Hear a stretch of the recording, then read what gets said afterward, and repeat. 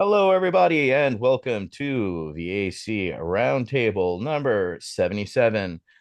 We have true historians as well as mentors in the cannabis movement joining us today. Of course, you're all familiar with the wonderful Byrne, but we also have a unique documentarian of our cannabis space and times over the past 30, 40 years now. He has been steadily keeping everybody aware, going back to the Jack Herrera days when he used to have a small show on side cable, I guess, there in Los Angeles. But Casper Leitch is joining us today, as well as with Byrne. So thank you for both joining us today. And in our previous discussions with Al, we got the answer to this one. So Casper, we're just gonna go straight off into you. And how did you originally come to cannabis? Tell us your story about how, you know, you first were turned on to cannabis and then when you knew and how it became an integral part of your life and lifestyle. So, welcome. You want to know when I first began smoking it, or when I first became an All, activist working with all Jack the above. Hare? All the above. It starts Oh with well, when you were first turned on. How old were you? um, Were you? jeepers! I was 15 years of age, so I was born in the middle of the last century. I was born in 1955, so you can do the math. But a friend of mine who was like 2 years younger than me, his folks thought I would be the good influence and keep him out of trouble. Well, he showed up with a bag of cannabis and we tried it, and I was not impressed. And then a couple of weeks later, we found it and we smoked it again, and I was not all that impressed. And then a couple of weeks later, he went to a different school than I did, and vice versa. We decided to skip school that day and just raise hell and go riding on our bikes. And we stayed home, and for a little while, we twisted up the fat joint, and we were sitting there watching a rerun of Gilligan's Island, smoking this fat doobie. And all of a sudden, Gilligan's Island had never seemed so funny ever in our life. But we were rolling on the floor when Gilligan got the professor all upset. We couldn't believe that the millionaires were trying to buy their way off the island. It was just insane. And then when the Beatles were also promoting them, and I was a huge Beatle fan, still am. And it was impressed upon me by the musical industry that cannabis was an interesting way to launch your creative inner spirit. And I did find that to be true. And I became quite a poet. From every time I smoked pot, I would smoke out some really good stuff too. It wasn't very expensive back then. I'd write a lot of poetry, and my poetry was getting published in my high school, getting published in my hometown newspaper, getting published in the state magazines. And then I started writing articles, and I found myself getting invited to be part of the journalism department at a very early age. I only let seniors in, and I was invited in as a freshman. And so marijuana was my way of turning on my creative juices. And people also considered me to be a bad influence on their children because I was rather open about what I did, even though it was illegal, because I just thought it was stupid to put people in jail for smoking a weed that my grandparents knew. I mean, there was one day when I came home to my grandparents' house, and my grandfather looked at me when I walked in the door. He goes, "Boy, you got those really red eyes. I got a funny feeling you want some apple pie out there in your grandma's kitchen." And my grandma looked over, but you been smoking that wacky weed? And I went, "What?" And my grandparents were all smart to cannabis. They weren't concerned about it. They was glad that I discovered it. It was just my parents that was annoyed by it. So it's true that children and grandparents have one common enemy, and that's the middle age. But so I got involved in cannabis at a very early age, more I think early than many of my contemporaries. And as I went into university, I found myself with like-minded individuals, and We pretty much let the campus know that cannabis was a way to open your brain, open your thinking, and open the door to love.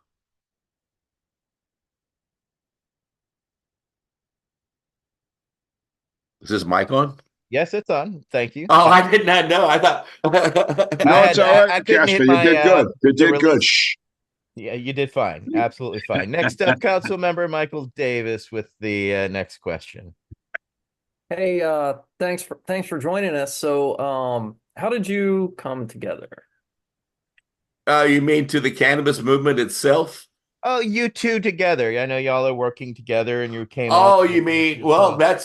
that's because I was. I'll let Al share with this as well, but Time for Hemp have gone from being a small little community cable access show to the first commu community cable access show to go national, the first community cable access to go international, courtesy of all the hemp activists that Jack Hare met along the way on his hemp tour. People would get copies of the Time for Hemp shows to show them in their area. And because of that, Time for Hemp became the first community cable access show to go international and national.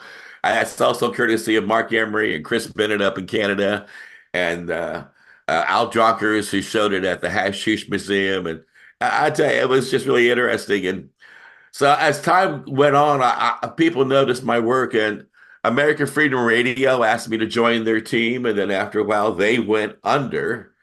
And I had an audience that still wanted to hear about cannabis. So I launched the Time for Hemp Global Broadcasting Network. And a friend of mine by the name of Marilyn Malthry, and I met her husband, Al Byrne, where they were participants in this wonderful organization called Patients at a Time. In fact, I think they were the founders. And so I rang them up and said, hey, I've got an idea about putting a spotlight on some of your amazing patients and some of the hard work you do. Would you like to do a regular broadcast on the Time for Hemp Global Broadcasting Network? And Al said, yeah. Right, Al? I agree. Next. Oh, fine.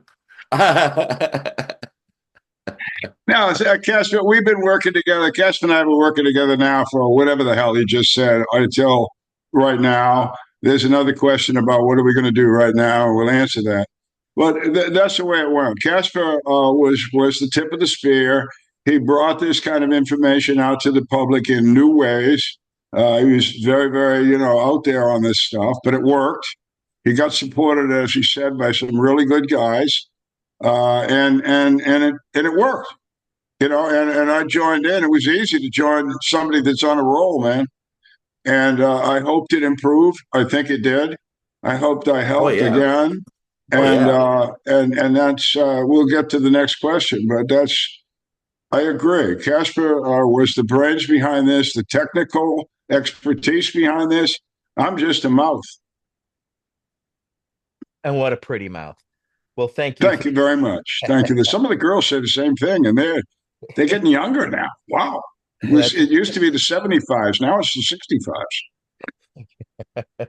careful. Those 55s might be looking. All right. Woo, we can help, huh? Huh?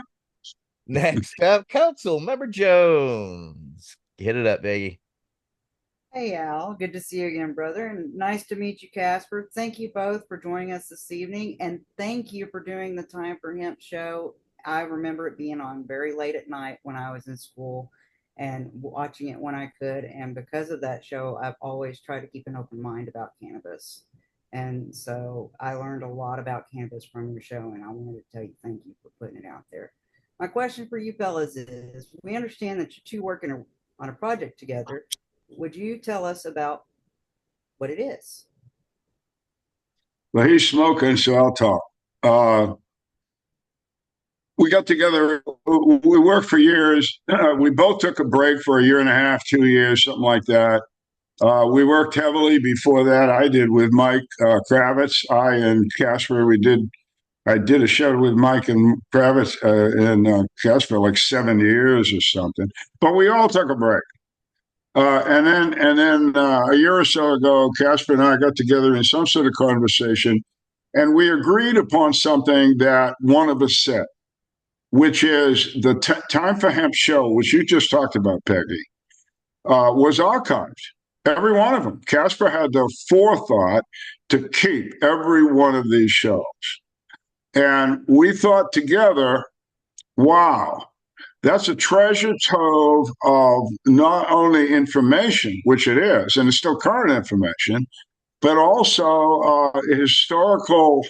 It gives us the historical ability to talk directly with some of our icons, Jack Herr, Lester Grinspoon, Dennis Perone, etc. So we thought, well, we're old. And I think Casper's words were, who wants to see two old farts sitting around on television talking about something? And he was absolutely correct, of course. So what we thought we'd do is we would take this archive and show it, but interspace it with younger, better-looking folks than us. We just finished one of those shows just a couple of days ago with Dan Sky. Huh? You guys know who Dan Sky is? Malcolm McKinnon, a legend at High Times Magazine. And we brought him on, and he discussed his new book, which is called Pot Shots. It's a video. No, I'm sorry. It's a photographic book. It's about, I think he said it's like 250, 60 pages and 300 and some photographs. And so we're gonna publish the show. Casper will get it out, not me. Again, I'm done. But anyway, so we're doing that. In a couple of days, we're going to interview Brian Buckley, one of our own, V.A.C.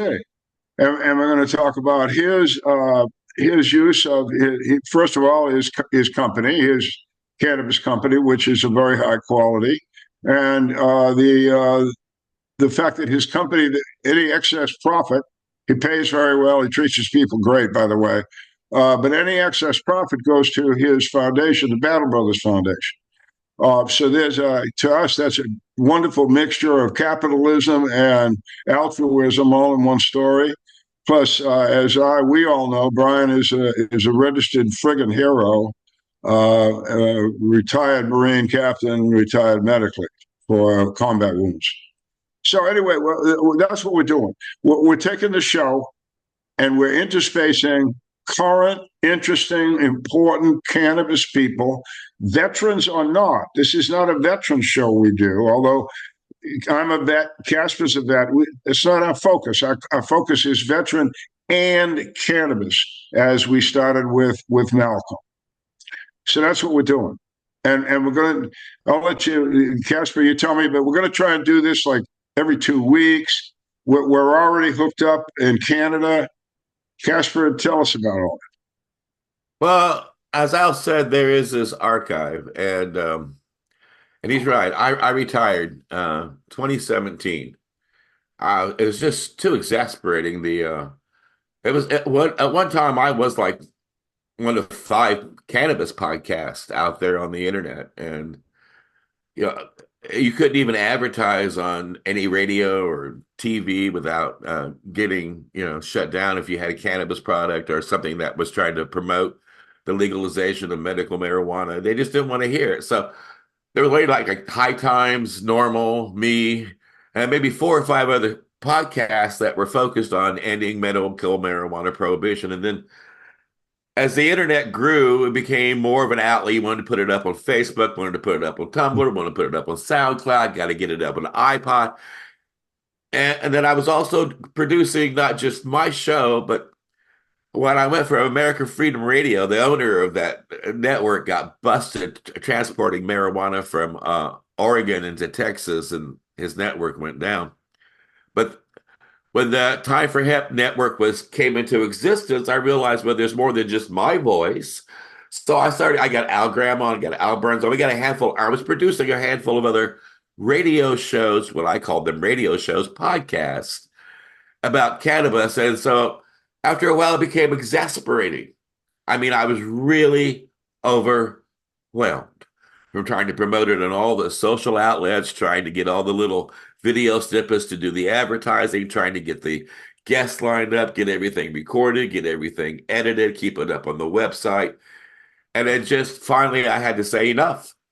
I can't do this anymore. And 2020 came around, and right before that pandemic hit, everybody was planning to do their big hemp festivals. And they had a lot of guest speakers lined up at different events in Seattle, Washington, and, New York, everywhere around the world. And then the pandemic hit, and all those events came to a close, and people wanted to find a way still to come together. So I came out of retirement for one event, and we did the Love Fest, the global hemp fest from around the world that started on April 20th, 2020 at 4:20 a.m. And every hour on the hour at 4:20 in a new time zone, we moved the show from zone to zone to zone, went all the way around the world, spoke to activists. And that's up there on the timeforhemp.news, again, timeforhemp.news website. And then after that, I was just, well, the world became such a mess, and it became a political divide. No matter where you turned, no matter what you said or what you did, you were being canceled. People were fighting each other. I was too exasperated to deal with new fights. And I just decided that's it. I'm done. And then I got thinking about a year and a half ago, I've got this amazing archive of material, and I made a promise to every guest that came on my show that I would do everything I could to make certain that your interview would be heard by as many people around the world, so that anybody who needed to hear about how important it was to end cannabis prohibition for medical uses or for using it for fuel or for creating new jobs, I would do what I can to make certain your interview would be heard until the end of time. And I had the internet to help make that promise come true, but I'm now dealing with age, and I can't be here long to take care of that promise. And I had to figure out what to do. And I thought I had a group of people that I could turn it over to and say, here, it's yours, just take it. I'm done with it. I walked away from it. I thought they were going to use Time for Hemp as a way to launch new voices and new tools. I even gave it for free. And they didn't do a damn thing with it. So I thought, well, now wait a minute, this ain't working. So I took it back in the first of the year, gave Al a call and said, Al, look, we got Jack Hare in here, like Al said. We got Dennis Perrone in here. We got, oh my gosh, we got all kinds of great voices. We got Robert Randall in here. We got May Nutt in here. We got Michelle Rady. And some of these people, when they came on the show, it was like they did it like a week or two before they passed away. And Michelle Rady was talking about the importance of cannabis helping her deal with her pain and getting through a day and being able to cope with the things that she had to cope with as she was dying of cancer. She died at age 30. And one of the last chances she had to say anything was on my show. I owe it to her and everyone to keep my promise. We respect that greatly, and we thank you for attempting to try.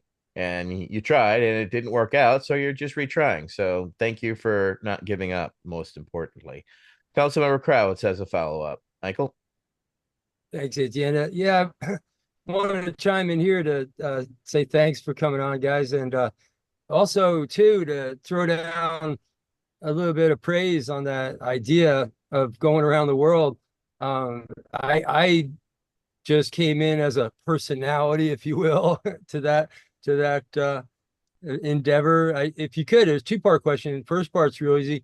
After I'm done talking, if you could tell us a little bit about the guy that did actually do the work for that, because I don't remember him producing a lot of stuff, but he did a fair amount of work. I remember him doing a fair amount of work producing that, because he had to talk to people in 6 different time zones. And I just want to say this: of all the cannabis activism I've done, that is a particularly special memory to me of a cannabis thing that I did, going around the world on the podcast. And it wasn't that complicated. It basically, we just kept 420 going. It was 420, and then it was like 430, 440, 450. Hey, bye guys, we're going off to the next time zone. And next time zone, we pick it up at like 350, 345, whatever, and work our way to 420. It was freaking cool. It was really, really cool. It was always just before 420, 420, and just after for, a whole day. It was pretty spectacular. It really was. We got to hang out with Ben Dronkers in the middle of somewhere in Asia in the middle of the night for me, but it was his 420 and it was bright and sunny there, and I learned, I want to say this, I learned more about the geography from that than I ever did from any of my geography classes in high school. But anyway, And, the and question. let me jump in there for those who might not know it. For those who Let might me not finish know my it. question. Well, Well, let me finish. let me jump in here for a minute. Michael was All right, was one of all the right. official was the official joint host of that event, and Michael helped make that event happen. Uh, not one person can host that. He's right. There was a handful of other people who made that event a reality. And Michael did a brilliant job on joint hosting. And I want to thank you, Michael, for all your hard work on that effort. So that's why you were talking about it, and it was pertinent. I wanted to jump in there and say that. So thank Well, you. that's cool. I appreciate that. But anyway, the last part of my second question was just tell us a little bit more about the idea. Like, if you said something about it already, I apologize. But like, had that idea come to you? Whose ideas was it? And the first part of the question, if you remember, was if you can remember a little bit about the fellow that helped produce that, because I can remember almost his face, but can't quite But I can't remember. remember his name. You're right. He popped in, and then shortly after that, he got lost into other projects. But it was Jay Nair Harden who actually pushed me into doing an event of that nature, because I had been retired from doing any type of work on the Time for Hemp project for almost 3 years at that point. And it was Jay Nair who was like in touch with the people who did the Million Man Marijuana March, and who were also involved in doing this 420 event in Los Angeles. And everybody was disappointed. And she said, Casper, you have the platform. And she said, I think she introduced me to this guy. And she said, I think the two of you could probably put together at least an event where maybe, and we talked about it. Next thing we know, we were calling up Michael, and then we were ringing up guests, and people go, yeah, we'll come on. Yeah, we'll come on. And it came together within, I don't know, 48 hours. And then we were promoting it, and boom. It was fun to watch it unfold right in front of our eyes, wasn't it, Michael? Pretty All right. amazing. Next up will be Council Member Tony Landry with our next question.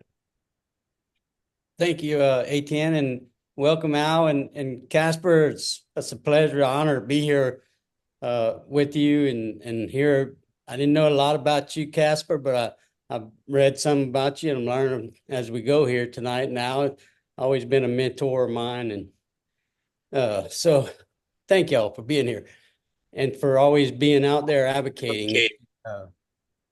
So my question is where do you think the conversation around cannabis needs to be, and what talking points do you see the media needing to communicate with the public? Well, everybody's fully aware of medical cannabis.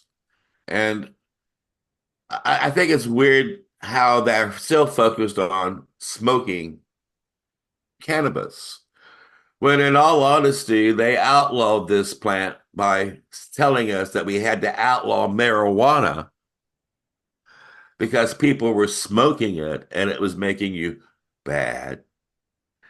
And then when they went to put in their hemp farm crops, they couldn't. And so they kept us focused on, wow, you outlawed the smoking. Wow, you outlawed the smoking. Wow, you outlawed the smoking.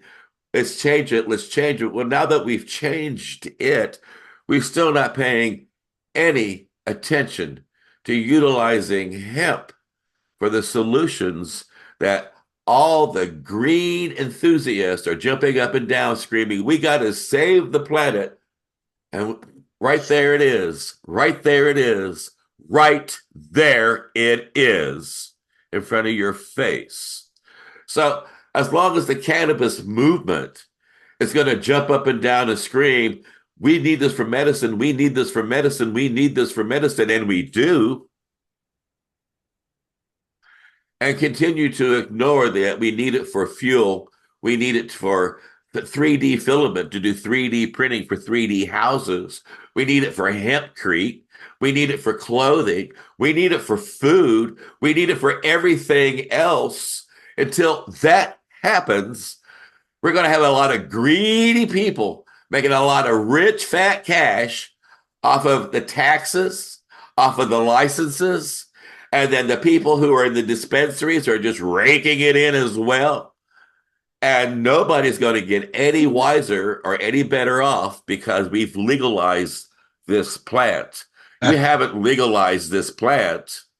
You've legalized an aspect of this plant and let the plant that it is a direct competition to, all these other industries remain ignored. Oh, I know you can grow it in 50 states. Oh, I know you got the hemp law.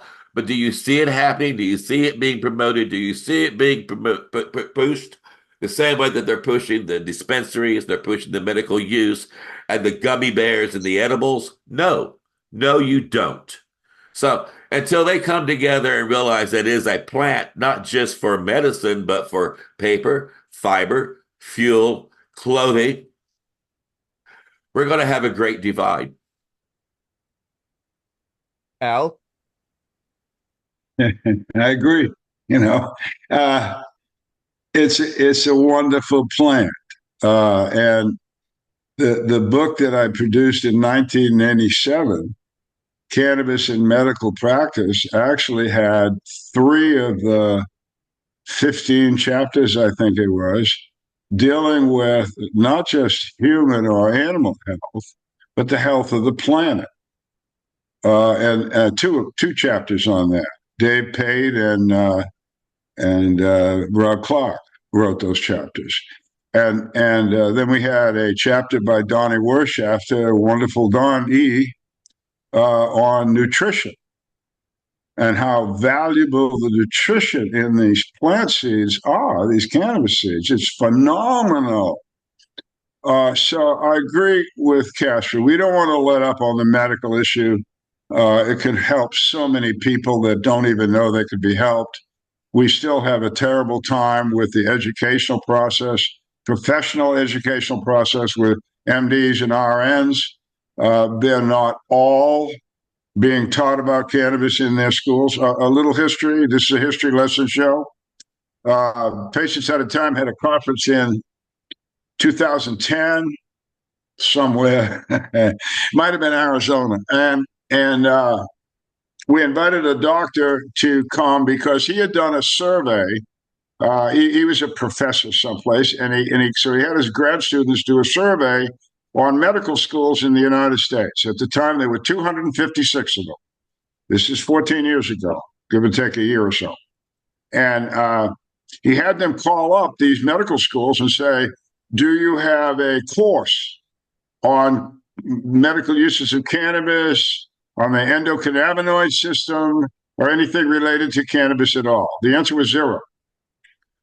There was not a medical school in the United States of America in 2010 that had any educational process going on. And I do not think that changed until a guy named Yehan Maku, a PhD candidate at Temple, who came to one of our conferences, got smart, went back to Temple and said, you got to teach this shit. And they did. And then the University of Vermont's pharmacy school picked it up. So where we are, fast forward now to today, 2024, we're dealing with about half of the medical schools and about half of the registered nursing education in the country now has a course on either or medical cannabis or the endocannabinoid system. So we're doing good, but along with the emphasis that Casper talks about on the products, they're obviously good things that can be produced from this kit plant. I'd concentrate on both medical education and the hemp and its wonders. Well, and I think the other aspect of it is it would help if the big business would tithe, as Al said about the guest we're having next week. He tithes He puts his money where his mouth is. But there's a lot of organizations that have made a lot of money off of the medical cannabis or the industrial hemp movement. And, you know, it would be beneficial until it's completely legal all around the world that those organizations find an organization like Normal or somebody like your show that they can get behind and tithe to it, donate to the movement to help raise the voice and to help activists who are trying to end prohibition make that happen. Thank you, gentlemen. Next up will be Councilmember Freeze. Leslie. Hi, fellas. It's really an honor to be here with you guys today. You guys have done so much to get us to where we are currently. My question is, how do you see the VHA changing how they work with veterans with the rescheduling of cannabis? I got that one. I think it's wonderful for the veterans. The VHA that I've worked with for whatever the hell we've worked for them, 20, 25 years, has been as cooperative as they possibly can. Mike Kravitz will tell you it took 3 years of work to get them to say cannabis was a medicine, but they did it. And that's the best they could do. And Mike and I have complimented the people that made that decision over and over again, although everybody says they, whatever they say in government, Mike and I think they're wonderful. But that being a given, the objection that the federal government employees have been, well, not the objection, the ruling that the federal government employees have been under that work for the VA in states where cannabis is not either medically or recreational legal have been unable to allow veterans in that state to use cannabis and be included into the veterans treatment protocol. So with the if they go to Schedule 3, that allows these physicians who have up to this point been denied the right to use this stuff. Not only can they recommend it, they'll be able to friggin' prescribe it. Well, if they can prescribe it, that means the veterans can go to the veteran pharmacy and get it for nothing. So I see this thing in Schedule Fee for the veteran community as a win-win-win. However, I see people like ETN who have been running honorable dispensaries for decades being put out of business. Because what did I just say? If it's going to go to 3, you can go to your doctor downtown. He can write your prescription for cannabis, totally legal. Yeah, it'll cost money and all that shit. But all of a sudden, your insurance companies will pay for it. So boom. But then you go to the pharmacy. That's a pharmacy. It's not a dispensary. You see the problem? It's not a problem. We see it as normalization. We never expected. We knew we were a place in a time, right? After Dennis and them bowed out, we were the second generation to push the envelope. We knew that we were not going to exist forever. Eventually, change would come. So I'm okay to eventually become a dinosaur so that you can go to Costco and get your low, mids, and highs. You know what I'm saying? At a good but price. you're a big boy. Well, you're a big boy. Yeah, but and, I'm aware, you are. but and you've been a leader in this shit. No, every 4 or 5 months, I get a call from somebody that wants to open a dispensary and pick a spot. What do you think, Al? Is this going to make money? No. I've told every single one of these human beings, stay away from being a dispensary. Go do something else. And so we agree, Tian, but you're taking it like a leader does. You're gracious, you're honorable. You're wrong. You should be pissed.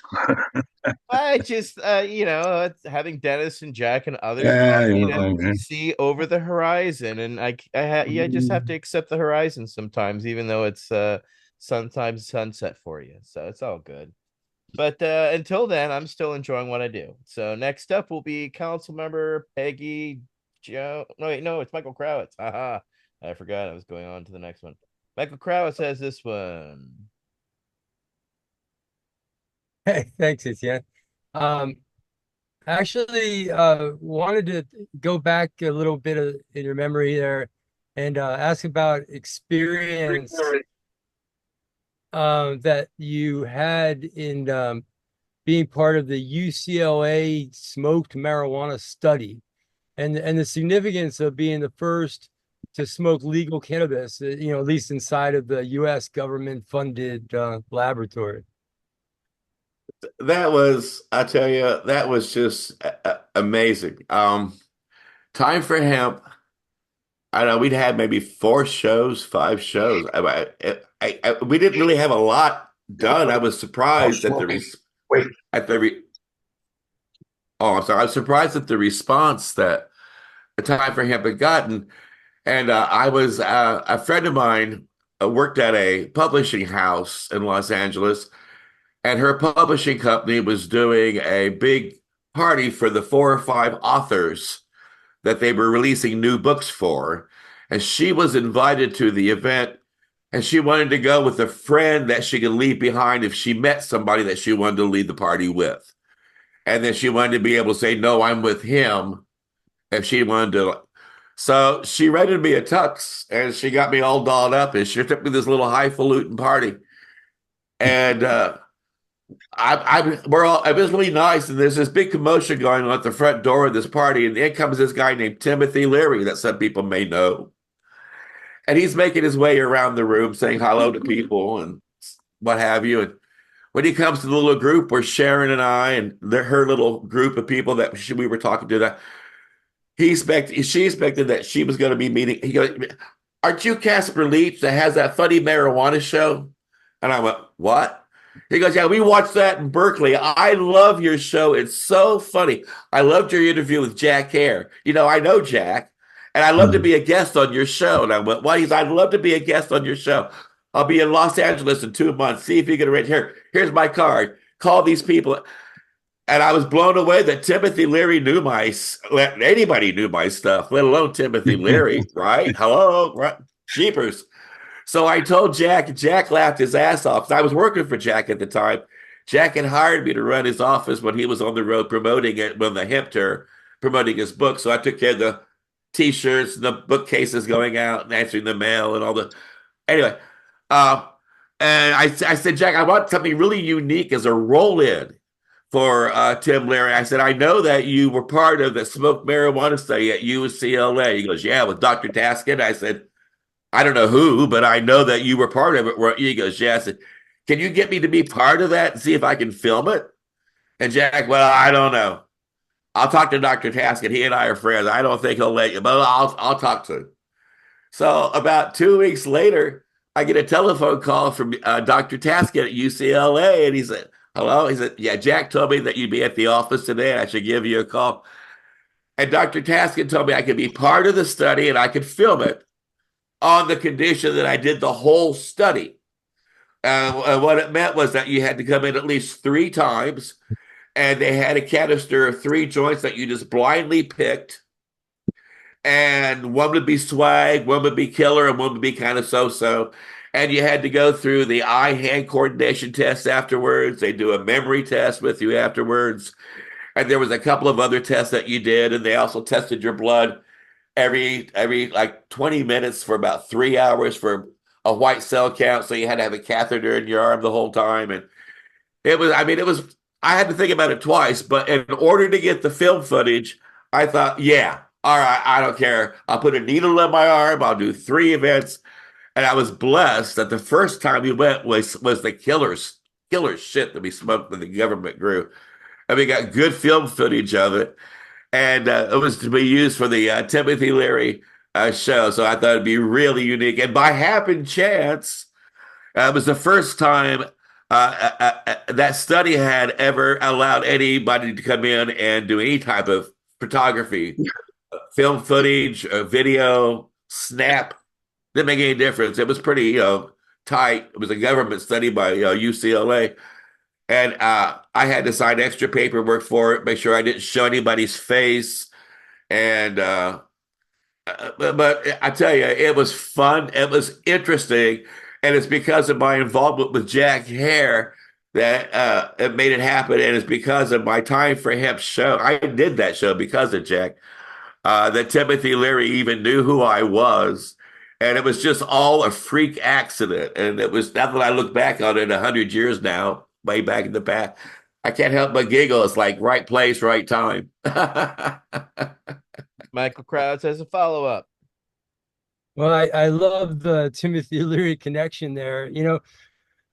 I just say it's worth noting. First of all, you learn the craziest stuff and you meet the coolest people.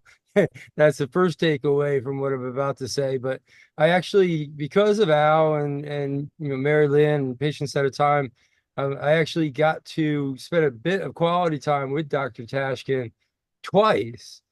And once was when he came to our conference to speak just before he released 35-year study results, right? On what he was feeling was almost potentially enemy territory. Because when he first 35 years earlier said what he was going to do, he made certain hypotheses. And here's a high-ranking professor from a United States University making these hypotheses, something like, if you smoke an unfiltered marijuana cigarette and you hold it deep in your lungs and you don't let it out for quite a while, it could do the damage maybe of 3 cigarettes of regular tobacco. That was a hypothesis. And because of that hypothesis and because of who made it, those thoughts, that's all they were unproven, yet to be proven, possible facts or possibilities. But they wound up being proven wrong.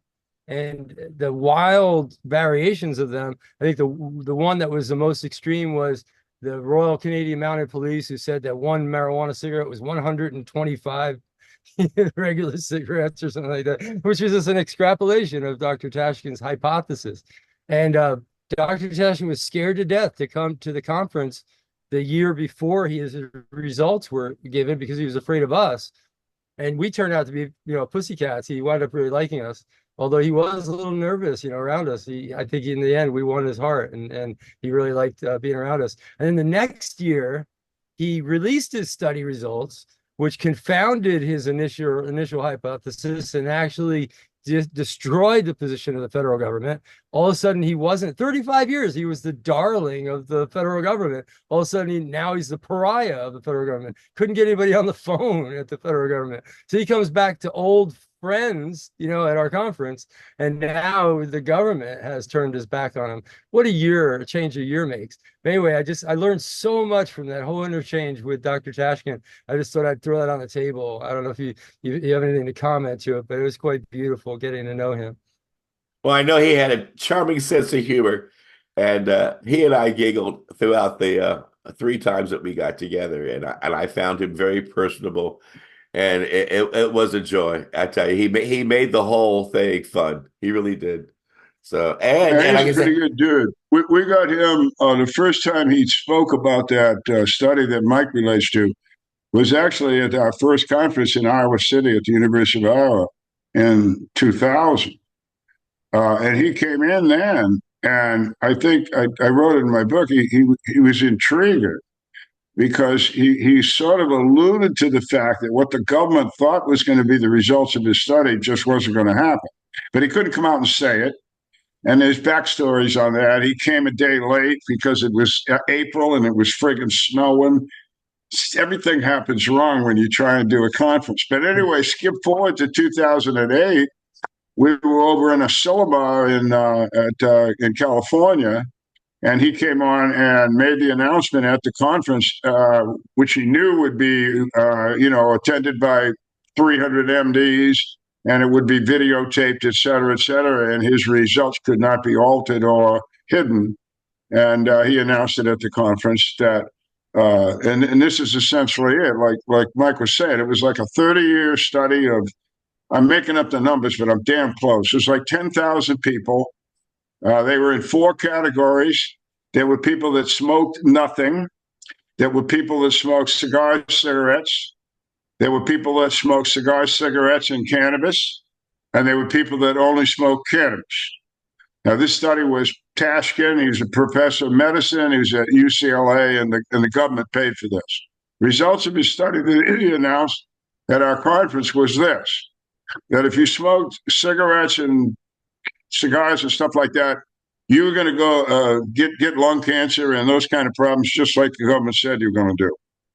If you added in cannabis to that mix, didn't matter. The cannabis was not going to help you. You were going to get lung cancer and screwed up lung shit, just like the government said you were going to do. If you smoked only cannabis, nothing but cannabis, there was not one patient. Some 2,500 individuals smoked cannabis only for 30 years. Not one of them had lung cancer or COPD. It was a better outcome than those that smoked nothing at all. Now, this is 2008. Okay, fast forward.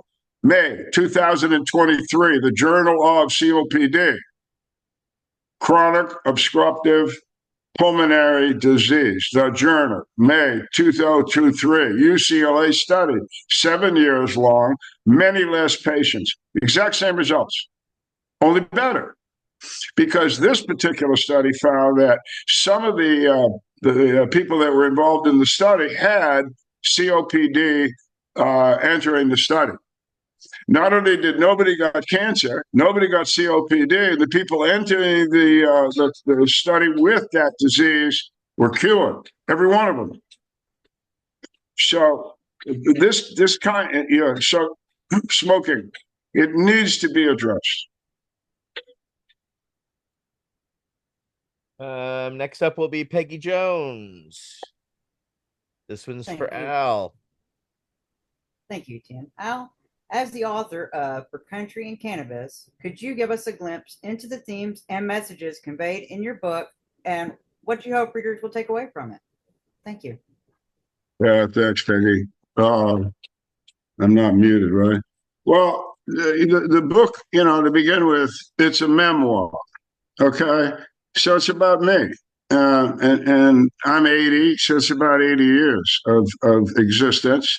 I try not to be boring with we all went to high school, we all did this, we all did that. I always thought my life got worthwhile and pretty interesting when I actually went on active duty in the Navy in 1961 and reported to a destroyer and served on her for 2 years. That 2 years was a wow. But it was a few years after that my father died. And this is where cannabis came in my life. This was late 1966. I was an officer on active duty in the Navy, and my father was dying of liver cancer in Boston. He was a volunteer. He was taken on to this novel, really, think about it, 67, chemotherapy treatment. Brutal now, way worse then. Anyway, he put up with it. But he was a 200-pounder. He'd been an athlete in college, and now he's down 100 pounds. He couldn't stop vomiting. He couldn't eat. He was dying anyway. But it was kind of brutal to see my boss let me off the ship every weekend to go see my dad, and it just got awful. So on one of these weekends, I went to see his doctor. I hate to be long on this story, but I think it's worth the distance. I went to see my dad's doctor. My dad had graduated from Boston College in 1932. His doctor was a classmate of his in that class. My dad went on and did his shit. His buddy went to medical school. He was in medical school from 1933 to 1937. But from 1933, 1934, and 1935, part of his medical education was how to use therapeutic cannabis for your patients. So when I went to my dad's doctor, and he knew what was going on, and I just like, damn, isn't this something I could do for my father? He says, go get him some cannabis.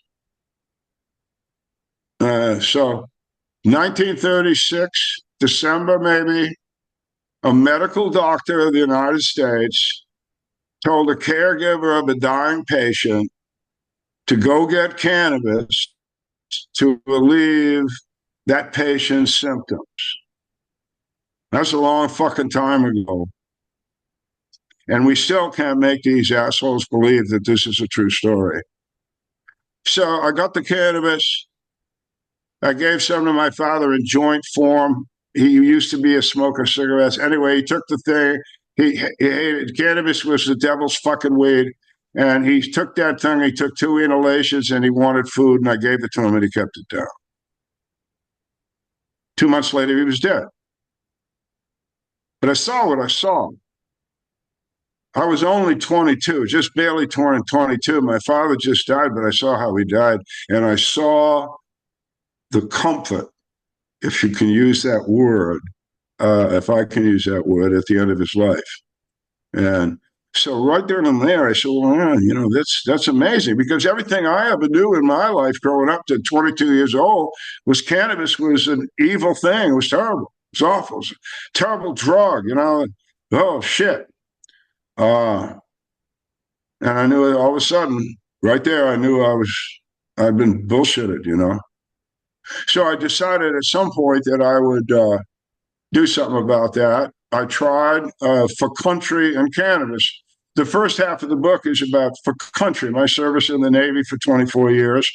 I tried to involve cannabis stories as much as I could, but I also tried to enlighten the civilian population, who's 99% of our citizenry, that the military, the people pay a hell of a price just to do the job. You know, and I sit here and I see Army, ETN, Al's Navy, Tony's, what the hell are you, Air Force or Army? I forget. Navy. Casper's in the Army. Wade's in the Navy. Mike's in the Air Force. Peggy, Army. Air Force. Mike? Air Force. Well, yeah, so I know this is the Veterans Action Council. It was Army. Damn it. Army. I'm sorry. I apologize. I know this is the Veterans Action Council, but I'm trying to say that I tried to involve these stories and how it affected military personnel. And so then I get out of the Navy and I got involved with Normal. I became its executive director.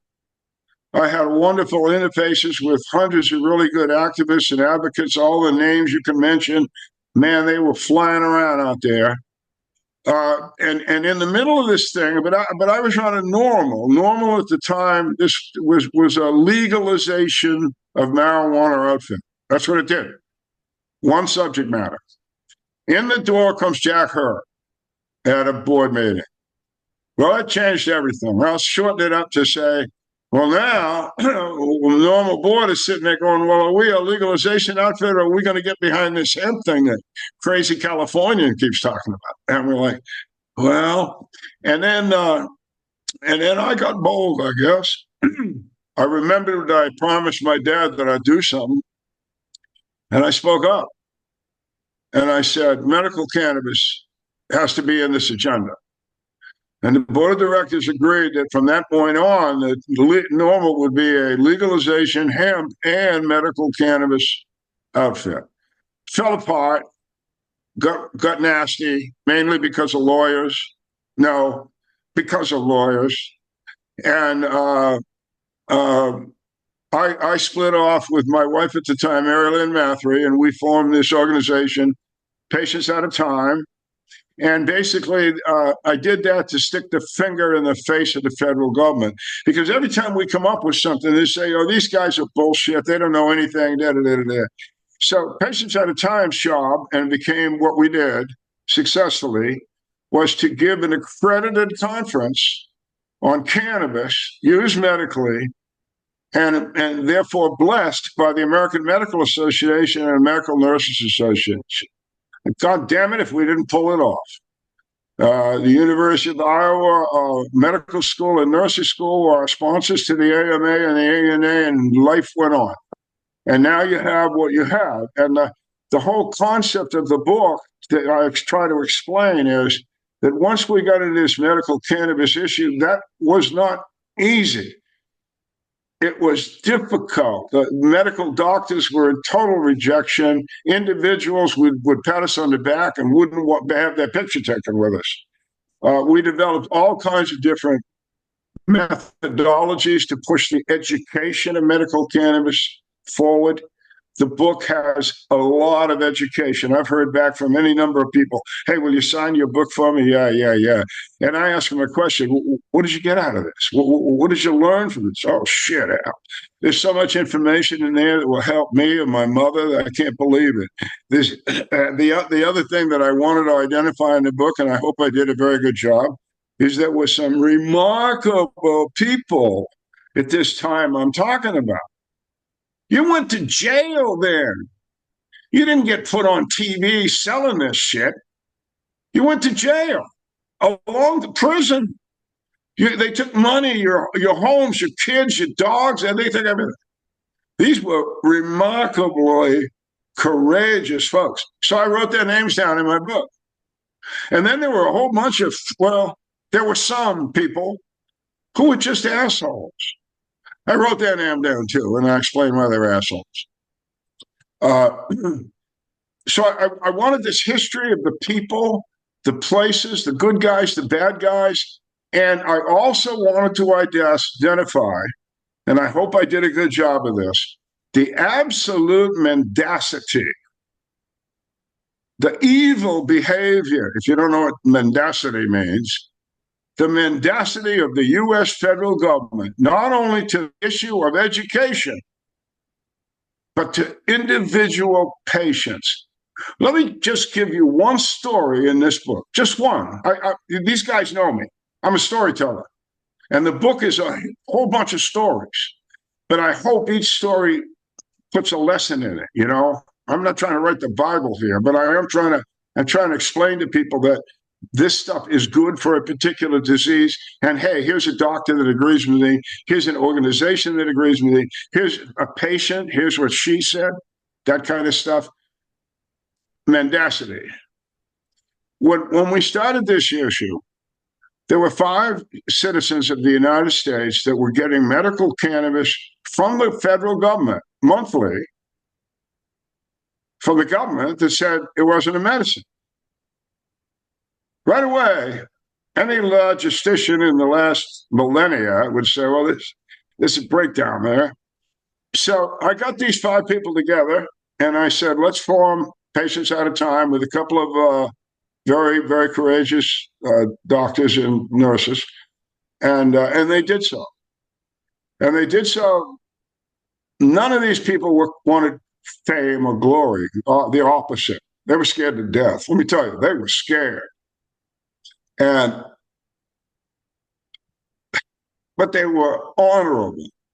And what they wanted was to let the average citizen know that their government, you see my shirt? You see that thing there? I don't know if you can read it. You know what it says? Your government is lying. And that's what these people wanted, you and us and all these people that have worked as advocates, people that now believe, wanted the world to know. Your government is lying, and we're willing as patients to stand there and say so. And they did. So one of these people was a widowed from an MD, woman in a wheelchair, severe arthritis, going blind, glaucoma, in Fremont, Nebraska. She applied to the IRD program for cannabis, which was open at the time, and she was accepted. An MD friend of her deceased husband did it for her. So she was accepted into the program, and regularly, without a beat, got her cannabis can delivered to her home in Fremont, Nebraska for a couple of years. Then she came on Patients at a Time at a conference and called out the federal government and said, it's a plant. What the hell are you afraid of? It's good medicine. Give it to people. 62 years old, sitting in a wheelchair. She went home to Fremont, Nebraska. The pot didn't show up. It didn't come. It didn't come that month. Didn't come the next month. She called me. I was calling all over what the fuck, you know. And I'm sorry to all law enforcement, but a DEA agent showed up in Fremont on the front door, and and basically told her that her cannabis had been misplaced somehow. And we just found that out. And by the way, we have a tendency to do this if people speak out and don't say the right things. And they went away. And a couple of days later, the can showed up. And it never was interrupted again. Here's the problem for my friend Correa. She's gone now. That 2 months that the can didn't show up, she lost 80% of her peripheral vision forever. So that's one story in a book full of mendacity, harassment of the federal government's patience, of free speech, of educational liberty. I hope people read my book. And back in 2006, we did a conference in Santa Barbara. Some of you guys were actually, Mike was there. And the introductory talk to the opening of the conference, which was at the college there, was beautiful setting, gorgeous, was the mayor of Santa Barbara. And she was very brief, very welcoming. And here's what she said as she closed her quick speech. She said, you guys are going to sit here today or tomorrow, and you're going to learn from some of the best cannabis clinicians and researchers in the world. Take it all in and go forth and multiply. Go forth and multiply. And I wrote my book, again, with so much information about cannabis and the mendacity and the research and the international aspect of it all, so that somebody may read this and go forth and multiply. It's an educational project for me. That's why I did it. Thank you, Al. Next up will be Council Member Freeze. Thanks, Etienne. Al, thanks for your work that you've done in the medical community. I was in a medical doctorate program before I entered the cannabis space in 2015. And I want to think there was only 10 medical college at that time when I entered the industry that was even talking about the endocannabinoid system. So it's great to hear that 50% are doing it now. My family, we're dealing with a family member that has cancer, prostate cancer, and I've read some literature and research that says that high CBD cannabis can really help with prostate cancer and actually be selective to prostate cancer cells. And when I asked the doctor who specialized in prostate cancer about cannabis, they couldn't even have a conversation about it. I get it if you don't want to subscribe to it. We haven't had clinical trials yet, whatnot, but you should be able to have the conversation. And I hope that those conversations continue and multiply. My question is, how do we fix the regulatory system for hemp and cannabis that currently exist? Well, Casper, I don't know what his answer is. I'm going to give a very short answer. Cannabis is a plant, grows in the ground. It's not a drug. It's a plant. It should be administered like all other plants are in this country, Department of Agriculture. I agree with Al. I mean, Jack Hare started me out the right way by saying, treat it like a tomato plant. I mean, you use it for ketchup, you can use it for medications, you can use it for a lot of things. And so if you're using it for like a medication that's coming out of a pharmaceutical where they're using cannabis extracts in medications and that are being prescribed and had to be overlooked, I guess, there's those regulations.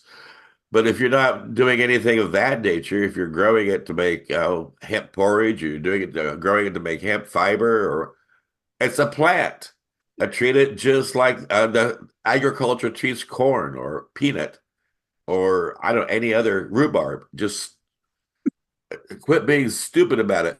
But they're not going to do that because it is such a versatile plant that if they treated it like they should, it would put a lot of other companies out of business. Gateway Galbraith used to say, well, as soon as they bring cannabis back into the farm community as a cash crop, you will see the biggest wealth transfer in the history of humankind take place. because they did. It happened the other way around when they outlawed it in the 1930s. Kentucky went from being the most prestigious, vibrant, wealthiest commonwealth in the United States to the poorest within a matter of 14 years because their cash crop, cannabis, hemp, had been outlawed. And all that money was now going into the pockets of pharmaceuticals and people who made fuel. And it was just, well, the history. I'm talking to the choir here.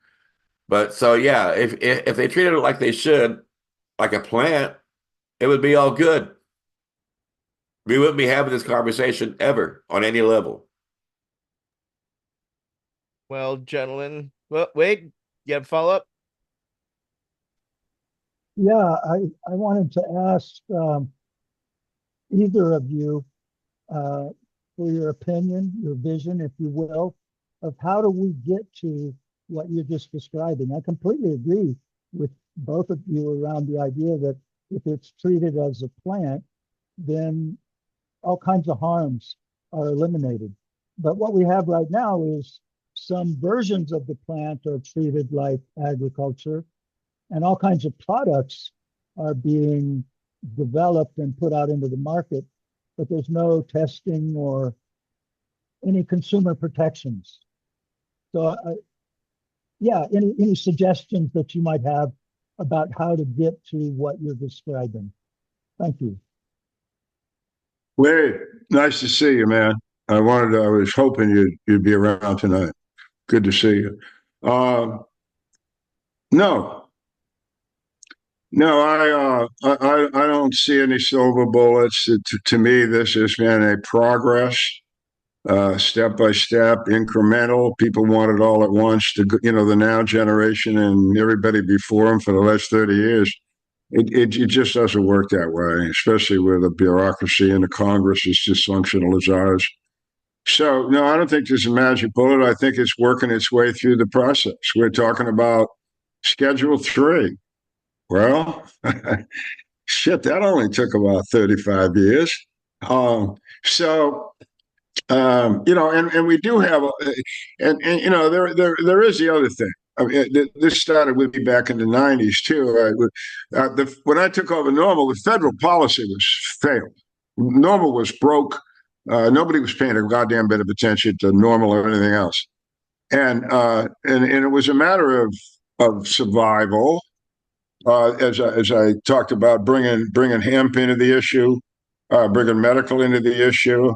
I'm trying to run a company that needs money, and if I can attract, just like now, you advertise. So we were advertising Normal, and we were advertising these issues, and we're asking people to support the issues. Well, all the issues were still being worked out of the same office. So I still had the same rent bill and electric bill. I just got more places to drag the money from, and yet Normal was doing good work. And of course, we would go off on that, paces at a time, and Jack and all that. All of that became true. So, but it all took time, and it took incredible patience, tenacity.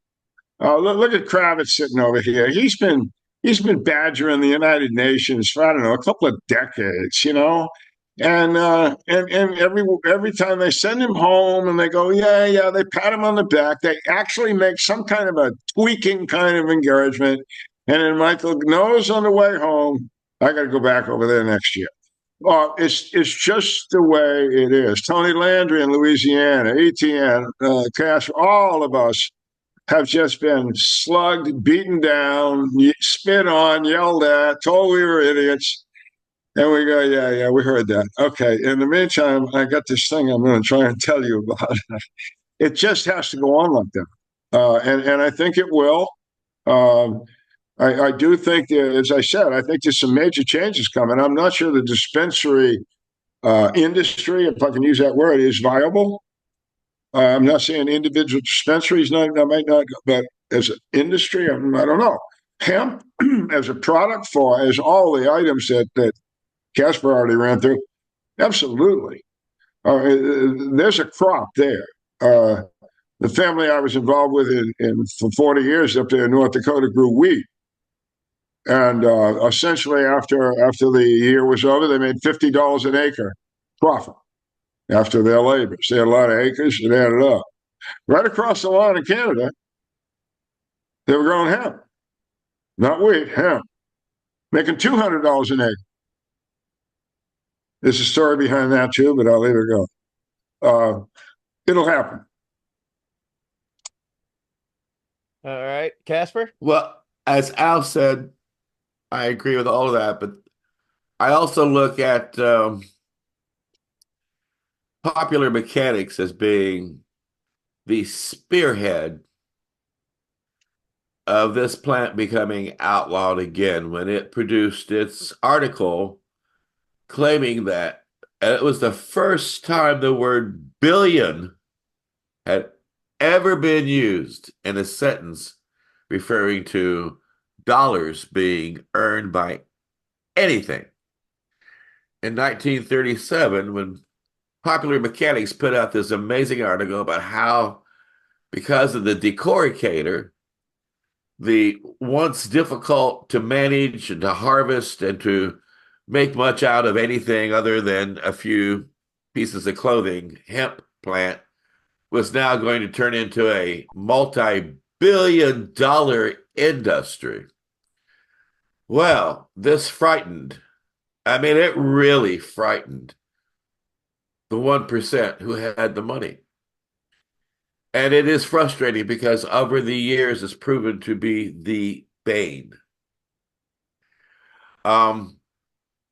As long as there's $1 billion to be made in this, now nobody wants it legal. It used to frustrate Jack that when he tried to get people to support his cause, he couldn't get growers to support it because they wanted to keep it outlawed because they were making a lot of money on the black market. And they couldn't get anybody in the corporations that were running the American industries to support them because they were all in direct competition with this plant. So as long as this plant is able to produce 90% of all the products on this planet, and that sounds, whoa, far-fetched, but it's not. It really is not. We wouldn't be having oil spills. We wouldn't be having fights over the oil industry. We wouldn't be having cold people. And then my generation, we were the we love you generation. We're going to solve the world problem generation.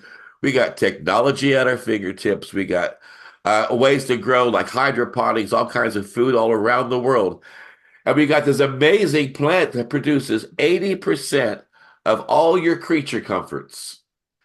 And yet the very wealthy, whose pockets are lined by all the corporations who are in direct competition to this plant, have actively worked to make certain that this plant never becomes legal. So pharmaceutical companies don't want it legal, so it won't be. And people who sell it on the black market don't want it to be legal, so it probably won't ever be. Here, there, everywhere, but not all around the world. There will always be some kind of taxation, some kind of money labeled against this plant to make it prohibitive for the average Joe to go into his backyard and put in 10 acres of hemp and produce enough crop to produce a small little factory of a local industry, a cottage industry of making clothing or making food or making great products. And it'll always make you dependent on the government and corporations for all your needs. That's the other aspect about it. This plant can make small companies and corporations and even small communities self-sufficient. But they don't want that. They want to make certain that you can't get your money on anything but what they want you to have. So yeah, as long as there's money around this plant, and this plant produces $1 billion a year worth of products, if it's allowed to, and it's in direct competition to all those people who produce those billions of dollars from other resources.